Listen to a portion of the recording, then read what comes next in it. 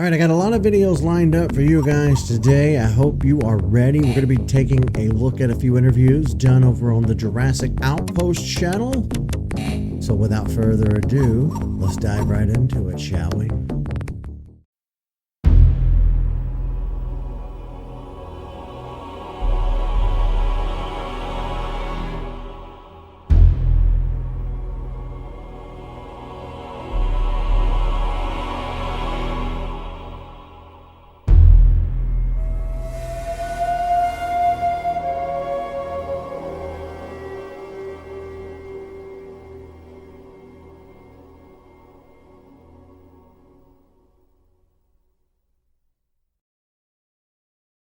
So yeah, in my original playlist for Jurassic World, I took a look at a few videos from different content creators across YouTube who did different things for Jurassic. Now, for the playlist so far, I think I've pretty much just kept the videos sourced from Jurassic World's official YouTube account, and then Jurassic or Universal All Access. I think those are the only two so far, but I knew that I would be branching out. From the best I can tell, all the fellows over at Jurassic Outpost are good guys. I follow them on social media. Some of them follow me.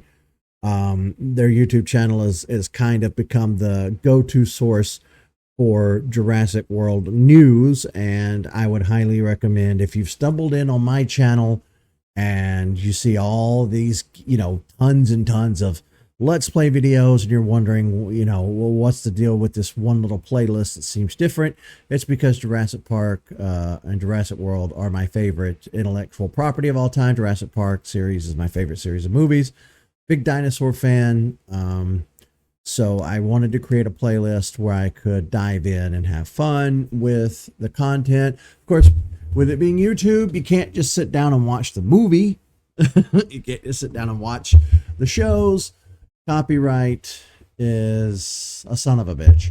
But sometimes these YouTubers do interviews with people from the industry or people involved with the making of, and as long as we, act in fair use, we're going to take a look at some of these interviews. Now, we're coming up on the last season of Chaos Theory, which is the sequel series to Camp Cretaceous, which is set during the events of Jurassic World Forward. The last and final season of Chaos Theory that's coming up will take place alongside Dominion, the last in the original Jurassic World trilogy before Rebirth relaunched the series in a new direction. So, with all that being said, let's see what Scott Kreamer, I thought it was Kreamer, Scott Kreamer apparently has to say. And we will be looking at as many interviews as I can find, because I would like to, give my commentary on it as well.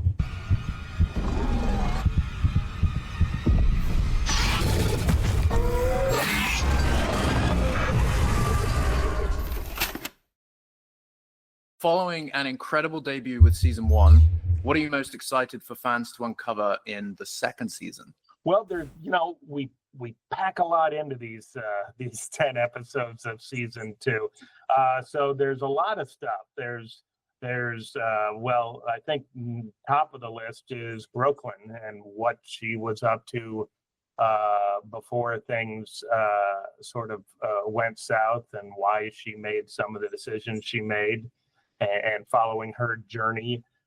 And then also on the other side of the story, just our kids going to a place where, the franchise hasn't been, and seeing a different view of dinosaurs and the world, and then just see these kind of storylines seemingly being drawn inexorably towards one another. And I think there's and also a lot of fun dinosaur stuff too. There's a lot I'm excited about for this season. Tell us about the new dinosaurs this season. What are you excited for people to see?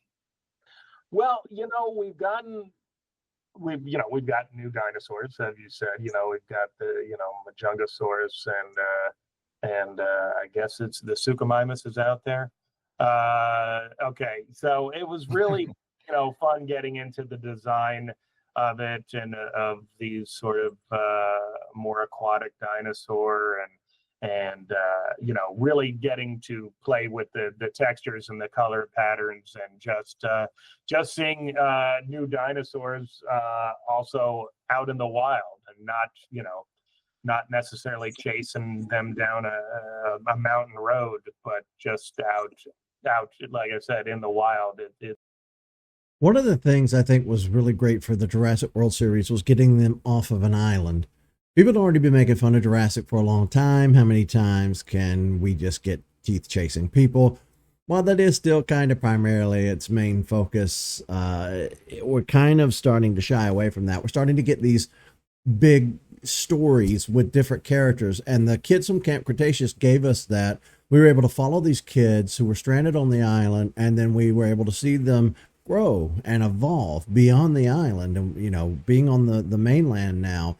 Like you said, we get to see more dinosaurs than we ever have before. They get to explore new story writing elements. They get to take it places that we couldn't have been to if it were just stuck on the little islands.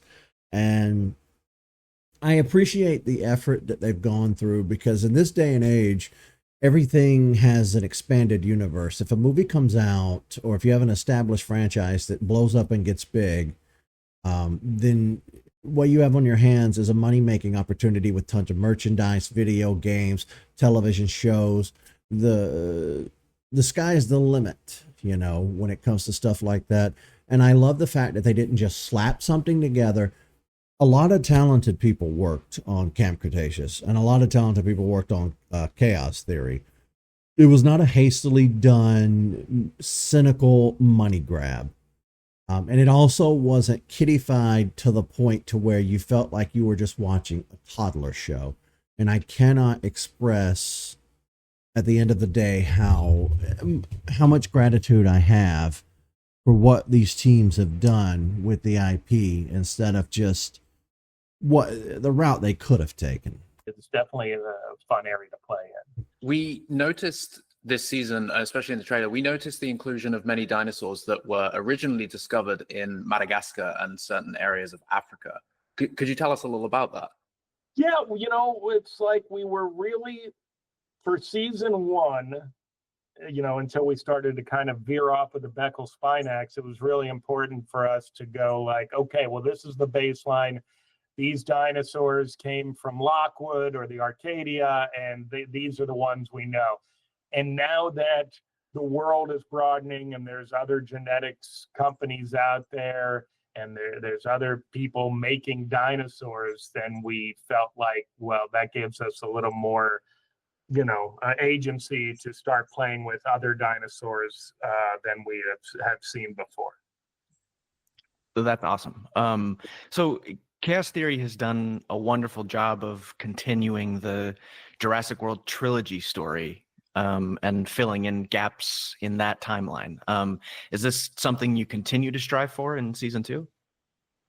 Definitely. It was the idea was always in the way where where Camp Cretaceous kind of kicked off during Jurassic World. The idea with this is sort of the kind of lead up to Dominion. So we definitely, we like to fill in the gaps. Our whole kind of thing we do is we sort of play in the margins of the features. So yeah, we like where we can to sort of answer some questions or tell the story from a different place while bigger events are going on in the features. Final question for the non-spoilers. All of the Camp fam, they've obviously grown and they've matured, as we saw in the first season. Whose story in the second season has been the most challenging to figure out? Well, Kenji's tricky, especially for a kid's show, and obviously Chaos Theory season 1, I think we're pushing up against the boundaries of what is a kid's show. But there are sort of, I wouldn't think of Camp Cretaceous. Well, Camp Cretaceous, I might concede as a kid's show. Chaos Theory, I would say, is more young adult. You don't want, maybe it's not appropriate for a toddler, might be a little scary for them. They might not understand the themes or what they're watching exactly. You want something, more colorful. You want more Thomas the Tank Engine or something for a toddler. You don't, what, I don't know what kids watch. Blue's Clues. I'm horribly dating myself. Even I was an adult even when that show was in its heyday. When I was a toddler, it was Sesame Street in the 80s. But I would definitely say Chaos Theory is more a young adult thing, and I think that's the perfect place for it. And like I said, I love the fact that you have two different series with the same characters, so that you can aim those two series at your, the appropriate age ranges, because the features are PG-13. Of course, ratings hardly mean anything unless you have parents who are dedicated to really watching and paying attention and being parents. A lot of times people just dump their kids out at the theater and say, I'll come back in a couple of hours and pick you up. Sometimes you get kids watching stuff they shouldn't be watching, but I don't think there's anything in any of the Jurassic films that is not kid friendly. I honestly don't. They're tastefully done. It's not gruesome. It's not, you're not watching the Terrifier movies or Hostel, where it's just the most gruesome, grotesque stuff on screen that you can imagine. So, there's a huge difference there. And I appreciate that they're aimed at the appropriate audiences there. It's probably why we got fewer seasons of Chaos Theory than we did Camp Cretaceous. Of course, Camp Cretaceous kind of overstepped. It kind of jumped the shark at one point and ran way longer than it should have, in my opinion. Only push things certainly far, but Kenji, poor Kenji, man, we put that guy through so much. And so figuring out how Kenji is going to kind of process all this loss that he's faced in season 1 and before, and really trying to, without, we never want to make a moral to the story. So you want to just get the nuances and the subtleties of the, to a certain extent, all these kids have been processing trauma since Camp Cretaceous. I like that too. They're not here to make a point. It's not satire. It's not South Park. It's just fun. And so really, really kind of finding the sweet spot there has definitely been, it's been an enjoyable challenge, but a challenge. For sure. That was one of my favorite aspects of season 1 was Yasmina's struggle, because the PTSD is something that just isn't handled too much in the movies, but is so true and real that would come from an event like that. We always talked about like all these kids are going to be in therapy forever. Everything that we put never going to stop. Yeah, exactly. And then we pull them right back into You it. knew Brooklyn was alive and you didn't tell us.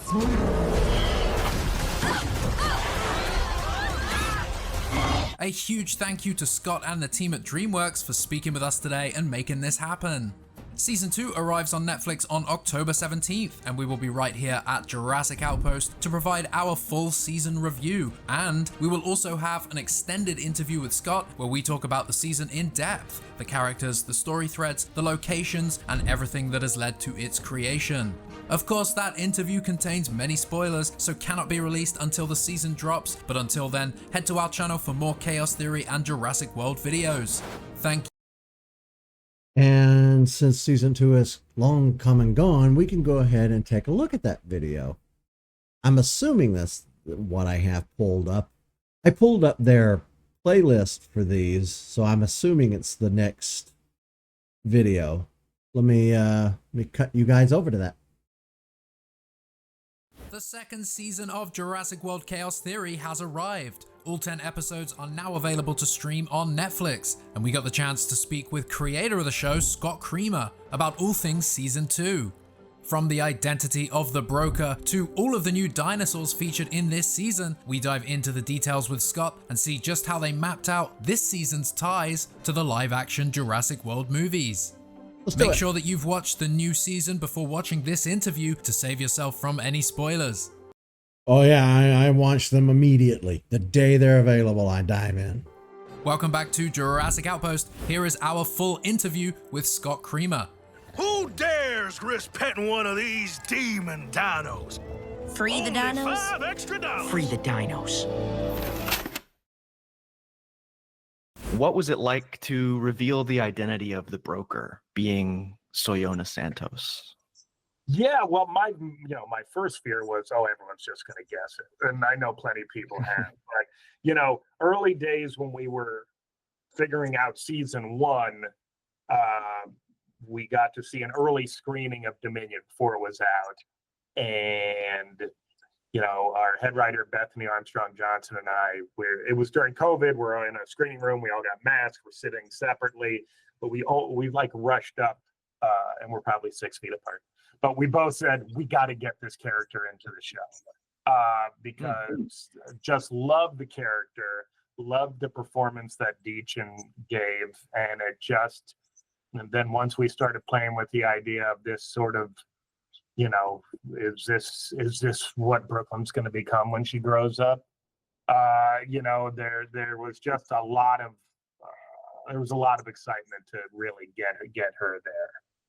It was so cool that she was able to come back and voice the character also. So man, that was such, and I'm sure Colin had reached out to her, but she's so great. She's just a great actress, but also like a better person, and just could not have been more game. And getting all those dinosaur names we threw at her, and but literally, is just an embarrassment of riches. She's just so talented and such a nice human.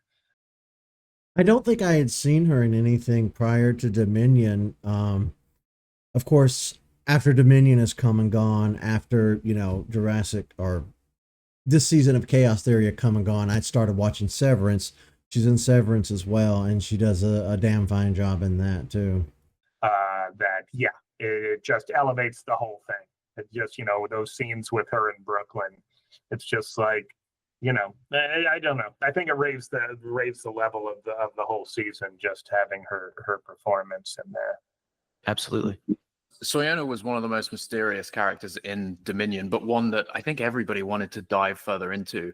Were you given free reign to establish her background before we met her in Dominion? And what led to the choices that you gave? Some of them came from her. Because when we started developing, we're never given complete free reign, because, when Colin Trevorrow's in our writer's room when we break anything, and obviously this is a character that he wrote, but he and Deachin had come up with a backstory for the feature, which we were made privy to. So some of the things when she's talking about her family in there came from the backstory that she and Colin had come up with for Dominion. There was definitely an open back and forth, but we had a pretty good idea. We definitely wanted to broaden the character, making her paint just different interests that she has, stationing her around the world or Dubai. And so, I don't think we ever tried anything that anyone was against, but it was a very collaborative thing between all of us and DJ. My cynical adult brain here's something completely different from what he's saying. My adult brain is like, yeah, they were very controlling. Colin was very controlling over this character, and a lot of things we were trying to do, it felt like we were kind of pushing up against the wall every time we wanted to do something. It felt like we were wearing creative handcuffs. That's what my cynical adult brain is hearing while he's talking. But the part of me that loves this franchise and has just a glimmer of hope left for humanity and people in the creative sphere wants so badly to believe him, that they did work closely with Colin and everybody, that worked on the feature films, and that there was a lot of give and take and back and forth to really work it out. But when I look back at both Camp Cretaceous and Chaos Theory with a little bit of hindsight after rewatching them, I can there's a few moments where I can definitely tell that the writing staff for this show wanted to do something, but got pushed into doing something different. And like I've said before, I'm not a huge fan of the road that Camp Cretaceous went down when they finally got off the island and they made it onto another island with that super high-tech sci-fi facility that was right out of Metroid Other M, and then controlling the dinosaurs with chips in their brain. That was so just beyond breaking it for me, and it just didn't do it for me. I didn't like it. I thought it was awful. I think that once they put that out there, I think a lot of it was because they couldn't really go anywhere else. I think they were getting a lot of pushback. And again, this is all my opinion. I don't know any of this to be fact. This is, this is just my thoughts on what I'm kind of parsing from having watched the series a few times. But it definitely feels like there might have been a few times where they were kind of creatively pulled back and reeled in. But again, I want to take Scott at face value at what he's saying. I don't have any reason to believe he'd lie about it. That's so cool. But then again, Colin Trevorrow comes across as one of those people who's very, and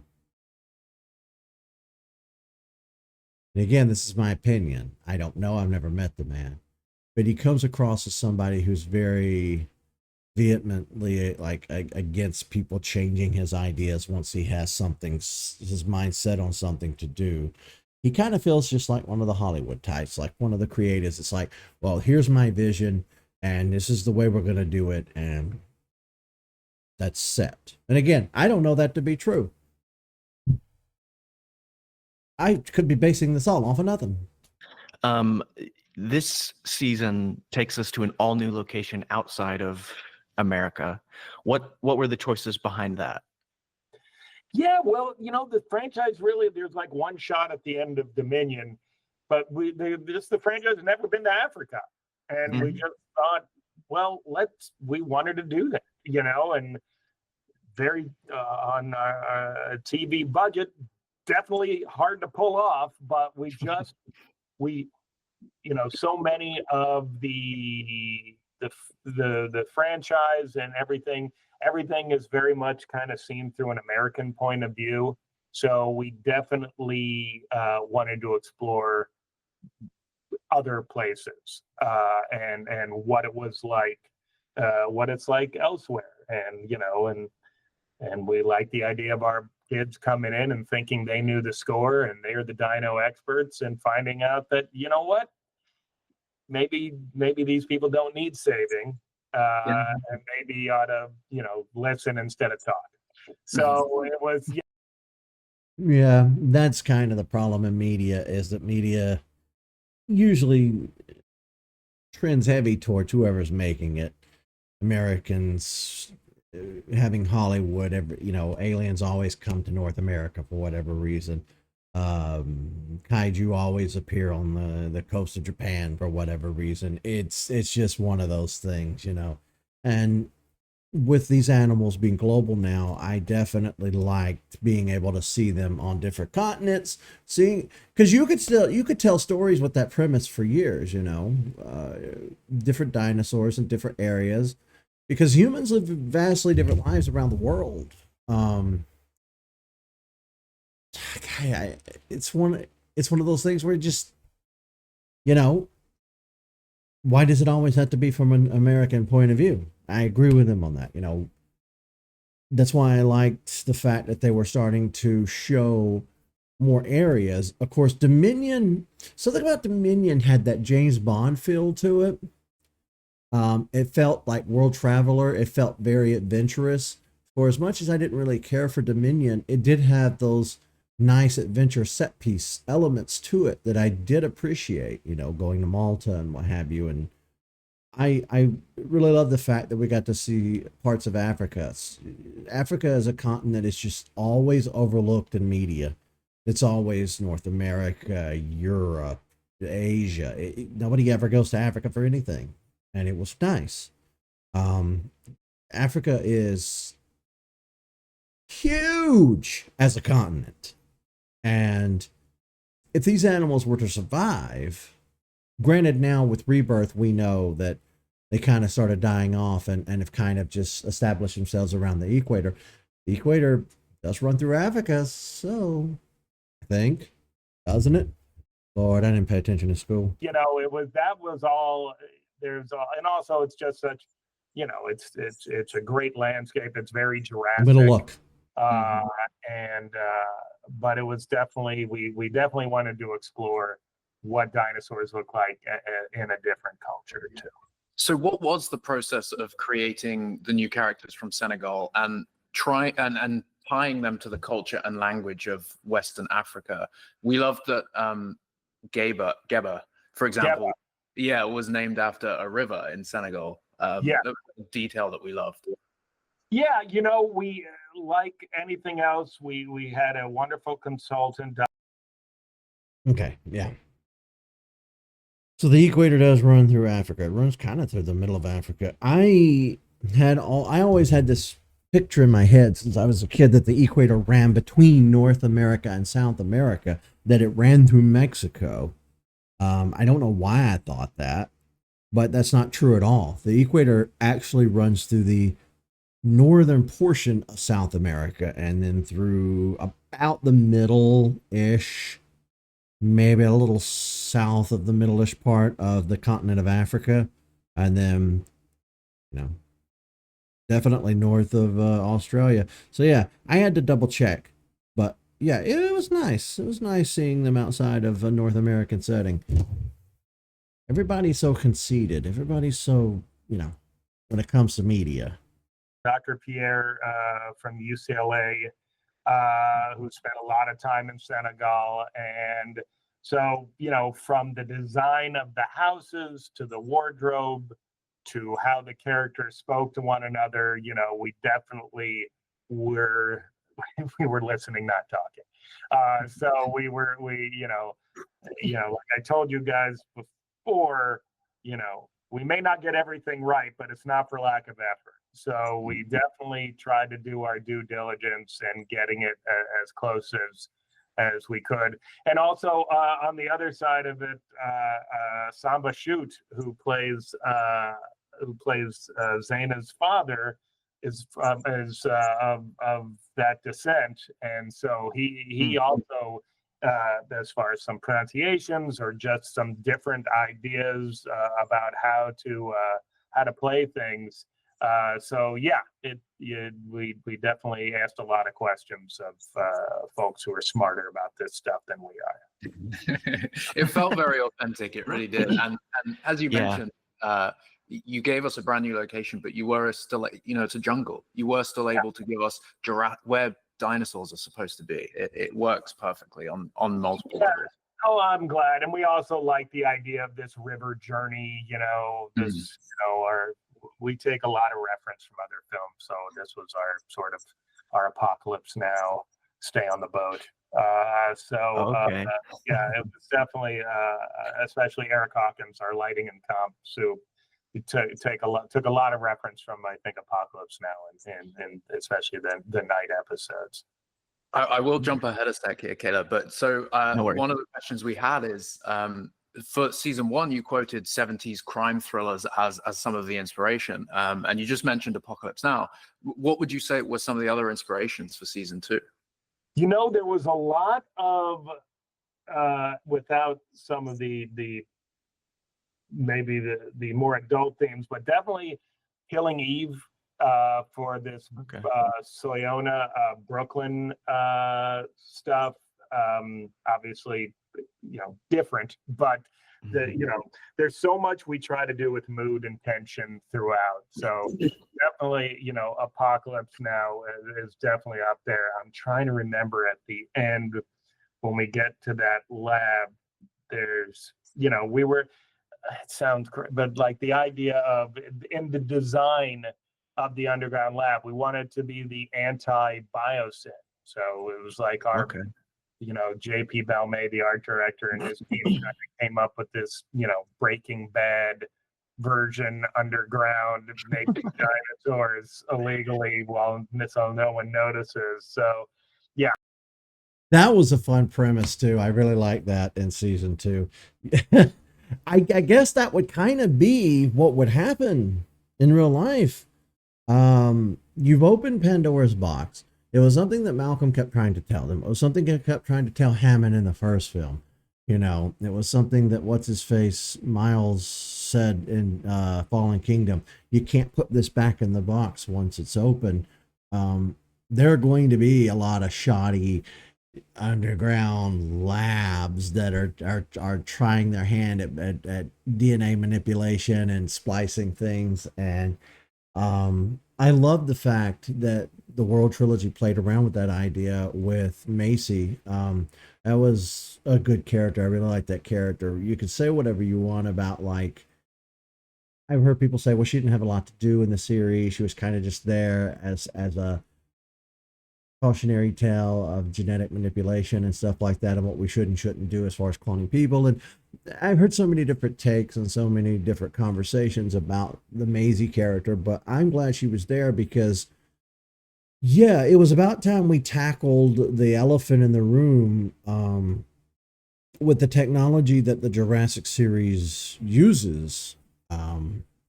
Somebody at some point is going to be more concerned about, they're going to be less concerned about cloning extinct animals and more concerned about what they can do as far as cloning humans, cloning maybe body parts. You know, we can't regrow like a lizard can regrow its tail. So if you can genetically grow, say, a lung or something in a lab or a kidney in a lab, that would be fantastic. Then there are, of course, there's, you know, biological warfare, things like that. It's an entire new world and a new frontier with that kind of genetic manipulation and the kind of technology that they use in the series. And yeah, it was never going to stop at just the dinosaurs. That's one of the things that I liked about the Jurassic series was it's supposed to be a cautionary tale while giving you a crazy dinosaur adventure at the end of the day. And since they don't do hard R's, you know, rated R's and things like that, they don't go too far into the realm of like explicit. How do I explain it? They don't go overboard like the real world would. The horrific stories you would probably hear IRL compared to the tame stuff that Jurassic has given us. I mean, Dominius gave us what, the locusts, and things would not be that black and white in reality. There's you should talk to Eric Hawkins. He's got there's so many film reference in every episode. It's really astounding to watch. Oh yeah, I thought the animation continued to be gorgeous, just like the first season. So yeah, I'm with you. Like, again, the job Dan Gadinas and Ryan Donahue and their team, and CG, who's our animation studio in Taiwan. You know, you get to do so much when you don't have to say anything and you can just tell what the character's thinking, and some of the animation that they've done is just mind-blowing, especially for a TV show. Mm-hmm. yeah, well, so speaking of the characters, there's a theme this season of highlighting and overcoming disability.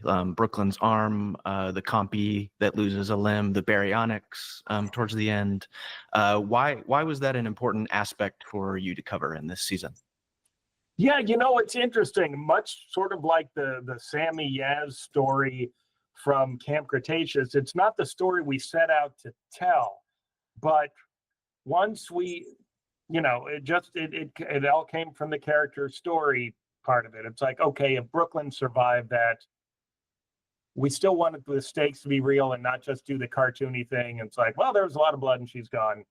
And our supervising producer, Zesung King, came up with the idea, well, what if she lost her hand or part of her arm? And on the story side, it like, okay, well, that's great. That they've never really done that in the franchise, where it's a character that you care about who's been injured by a dinosaur that much, who lived to tell the tale. And then it's like, well, this is amazing. This gives us an opportunity to give spotlight and screen time to a community that doesn't get a lot of it. You know, there's like, I think something like under 2% of main characters in kid shows were had any kind of limb difference or disability. So it seemed like it worked for the story great, and then it gave us an opportunity to highlight this. You know, it's an underserved community. So that was, so then we just jumped on board, and it's like, well, how do we get it right? Mm-hmm. So consultants from this great place called Respectability, California, and we talked to, I want to say 5 or 6 consultants, all with limb differences and different stories to tell. And one of them also turned out to be an amazing writer, Peter Lee. So he actually wrote the episode that where we kind of see what Brooklyn was up to. And so just to give it that much more authenticity. Mm-hmm. And also he just turned out to be an amazing writer. So he's also written other stuff for us too that didn't have anything to do with Brooklyn really, but Peter's just an amazing writer. And then, you know, obviously once we learned we had to recast Jenna, because I guess she's busy doing other stuff. Maybe you. Yeah, that was something that nobody knew on the outset. Jenna Ortega kind of blew up and became a big sensation overnight, which is great. I think she's a great actress. I like seeing her in things, and I saw her in Beetlejuice, and then of course the Wednesday series. Those are the 2 more recent things I've seen her in. I know she's been in other things, but I don't see everything every actor or actress or what have you does, you know. But when I do see them in things, I can appreciate it. It's like Chris Pratt, you know, he was on Parks and Rec, and I love the character of Andy Dwyer of Parks and Rec. But after that, he kind of blew up, you know, especially with the Marvel movies and what was it called? Guardians of the Galaxy. And he was starting to be in more stuff, and he became big Hollywood actor man, and kind of priced himself right out of television at that point. He was too expensive to hire for television. And I think the same thing probably happened here with Jenna. She got priced right out of doing television and is now just movies. Of course, I say that, and then she was in Wednesday, which is Netflix, but that felt like a show with a movie. Well, I can't say that. It didn't feel like a show with a movie budget. I can tell by looking at it. It's definitely television, but I don't know. You don't work with Tim Burton and then give him a tiny budget. There are some people you just don't work with and give them a tiny budget. It's just not something you do. But yeah, they recast, which was fine. I loved the new actress that came in and took up the role. She did a fantastic job. So then that gave us a chance to you know, we probably wouldn't have read so many actresses with limb differences, but it was, you know, we also read actresses without who were just, you know, more seasoned. Kirsten came in with not much acting experience, but you know, we just kept coming back to her, and every read, and we'd bring her in and we tried this and that, and you know, again, there's an authenticity and also just a raw emotional performance that she gives, that, you know, thank goodness this opportunity allowed a great actress like Kirsten and a great writer like Peter probably an opportunity they wouldn't have already had. And it's like, oh yeah, just like we're trying to say in the show, yes, this is a person with a limb difference. It doesn't define their life. It doesn't define their personality. It's an aspect of who they are, but it's not just who they are. Mm-hmm. Totally. I think it's handled so effectively in the show. And I always go back to Jeff Goldblum's performance in Jurassic Park and then The Lost World. And that's like a completely different performance, but it makes sense because of everything they went through on that first island, everything he went through. He's almost a changed person. And I think the way that the Chaos Theory characters have matured and grown and changed is a very, very similar. It always brings me back to the Lost World and the way that Ian Malcolm is different. So that's cool. And also in the way, like, when Darren came on as Kenji, from early days with that, when you hear him, it's like, I totally buy this is older Kenji. Yeah. That who's been through everything that Kenji has been. Yeah, I would have to say I believe everything. Like I've totally believed every performance on both shows. I've not been taken out of it that I can remember at any moment. Everybody did a fantastic job. And yeah, that's something that I think about from time to time too with the character of Ian Malcolm. The way he comes across in Jurassic Park, he's very self-absorbed, arrogant, narcissistic, just like this huge douchebag. Not that he's wrong about some of the stuff he's saying. He's that guy.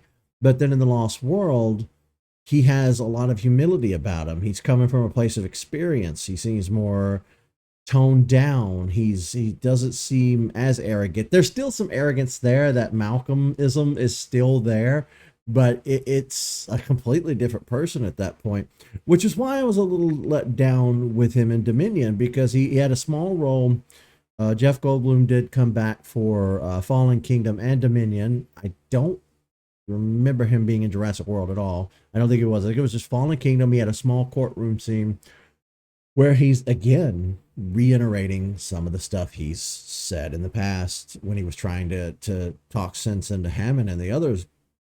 And then with Dominion, he kind of has fallen back into that old Ian Malcolm from Jurassic Park. He's even gone back to dressing the same. Although there are a few moments in Dominion where the Lost World Malcolm shines through, but yeah, it's, again, all the characters have been 110% believable across the board. I've not had any issues with Camp, Cretaceous, or Chaos Theory. I think they are beautifully done, and I think that they are really great. What's the word I'm looking for? Companion series, but not companion series, but complementary. Complementary.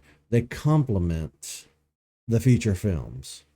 So I'm glad you feel that way. Where do you see the story going as we move into future seasons? What can you tease us with? Well, I mean, obviously, Brooklyn got on that plane, and that's, where's that going to take them? We know now that Santos is involved with Biosyn. So we're definitely heading, we're definitely following that. Brooklyn made that decision to get on that plane. And then what does this mean for our kids? Like her death tore them apart before. So now what's her life? And now this surprising to them decision that she's made to not stay with them, like everything else, that's going to have some huge ramifications, and not everybody's going to be feeling the same way about it. Fantastic. Totally. Thank you Scott, so much. as always, incredible speaking with you. Thank you so much. And seriously, congratulations on season 2. It's brilliant.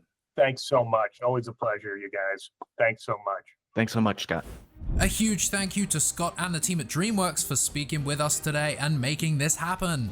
What did you think of season 2? As always, leave those thoughts down below in the comments. We love to hear what you have to say. And don't miss our season 2 review and other Chaos Theory videos for more of the animated Jurassic World.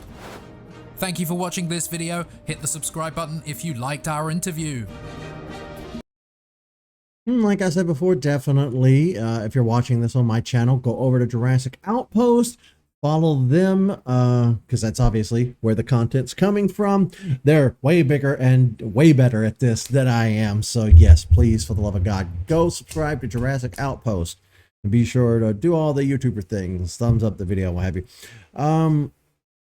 They've done other interviews. I will take the time as we go through the rest of this year. I will sit down, comb through those, We will, do our little reacts here to them, and I'll give what commentary I can. I'm not here to give, that's something I try to stress to people when I do these videos, is I'm not here as a professional by any means. I'm not a professional anything in life. I'm not here with any work under my belt from the industry or any industry, honestly. I'm just here as a huge fan of the series, and I'm giving like my opinions. The only thing I'm coming at this with as far as experience is I was 8 years old, I believe, when the original film came out, 8 or 9 years old in 93, when I saw this in theaters, and I was the perfect age. And ever since, I've been, neck deep in Jurassic for over 30 years at this point. So that's the only quote unquote expertise I would be coming to this with, and even that's not expertise. There's so much lore I don't know. There's so many things that I still to this day learn something new just by following people on YouTube and social medias in general. I'm still learning things from the original films I didn't know. I occasionally still learn something from the 2 novels I didn't know, and I've read both the novels. Well, I had read at Lost World. I never did finish it. I need to go back and do that. But yeah, there are tons of other interviews we're going to be looking at. Be sure to check out the rest of the videos in this playlist. I went too long in between making a new Jurassic World video. I can't do that again.